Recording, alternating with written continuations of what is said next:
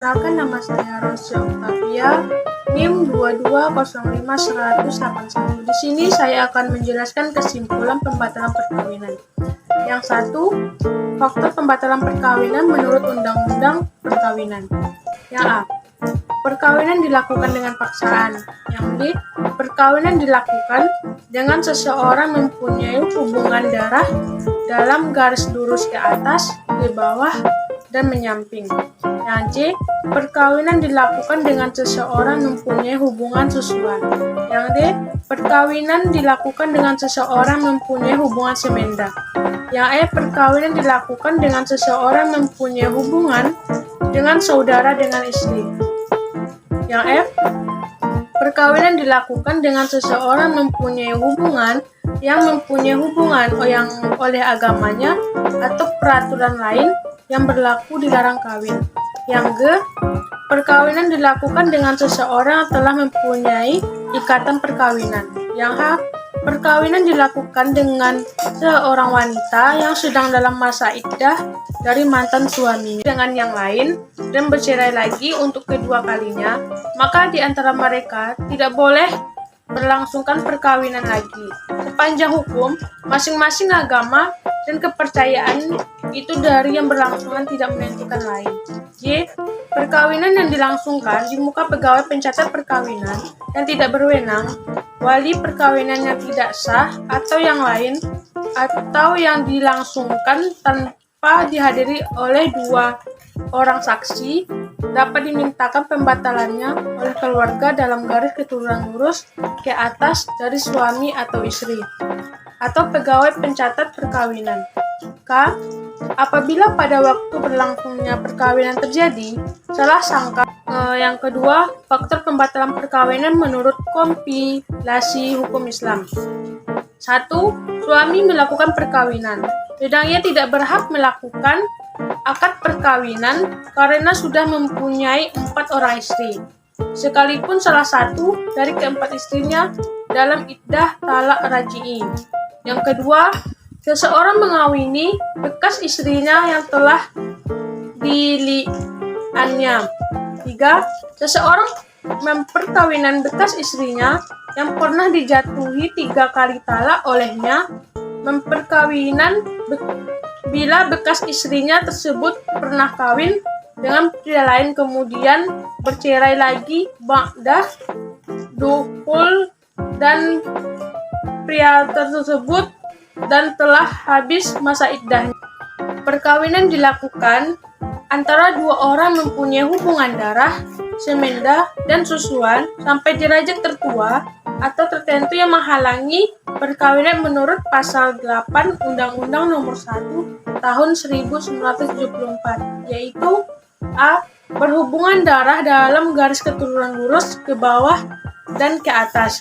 Yang B, berhubungan darah dalam garis keturunan menyimpang, yaitu antara saudara, antara seseorang dengan saudara orang tua, dan antara seorang dengan saudara neneknya.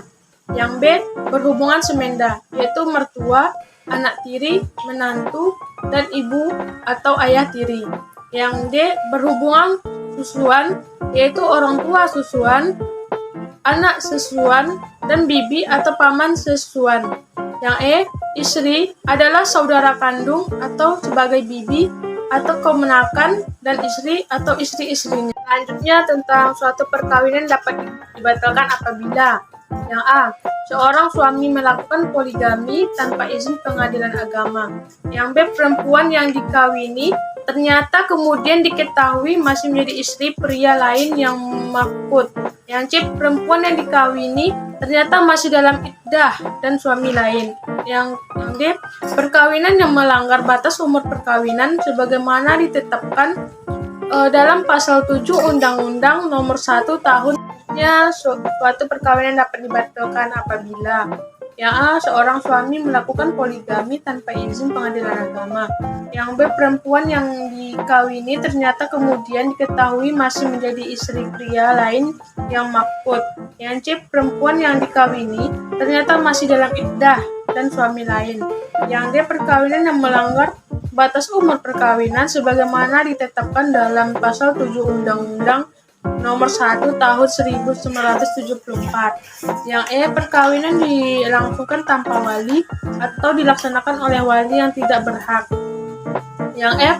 Perkawinan yang dilaksanakan dengan paksaan. Selanjutnya, akibat hukum pembatalan perkawinan. Yang A.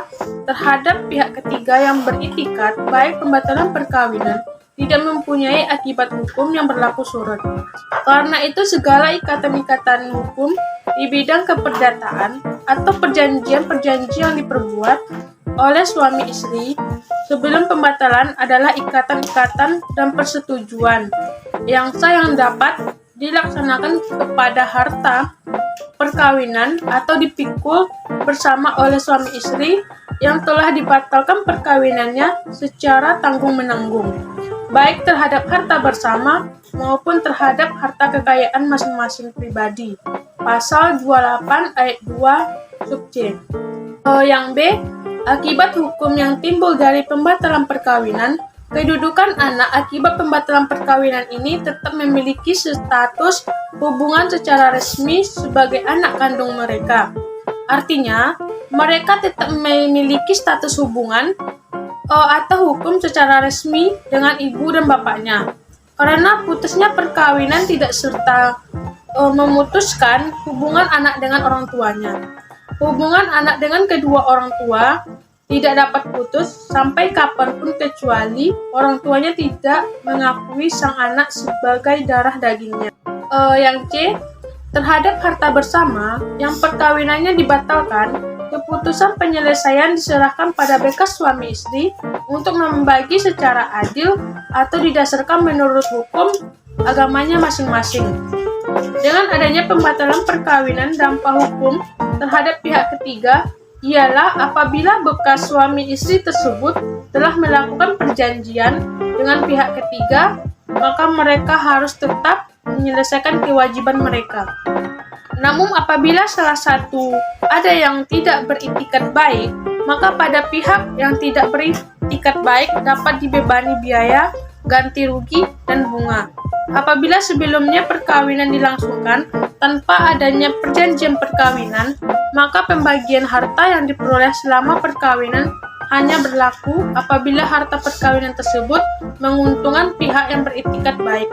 Maka apabila sebelumnya perkawinan harta dimiliki oleh pihak yang beriktikat baik lebih sedikit kan dibandingkan pihak yang beriktikat baik, maka dilakukan pembagian harta perkawinan sehingga harta kekayaan pihak yang beriktikat baik akan bertambah. Selanjutnya, sebaliknya apabila sebelum perkawinan dilakukan harta kekayaan pihak yang beriktikat baik lebih banyak dibandingkan pihak yang tidak beriktikat baik, maka tidak dilakukan pembagian harta perkawinan.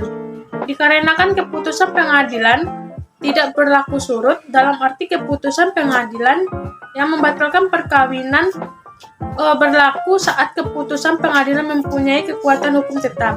Dengan demikian, walaupun perkawinan itu tidak sah, namun karena perkawinan ini dilakukan dengan itikat baik, maka diberi pengecualian dalam hal harta bersama yang diperoleh selama perkawinan berlangsung. Yakni setelah perkawinan dibatalkan, masing-masing mantan suami dan mantan istri tetap memperoleh harta bersama. Nah, sekian dari penjelasan saya mengenai tentang pembatalan perkawinan. Saya akhiri dengan Assalamualaikum warahmatullahi wabarakatuh.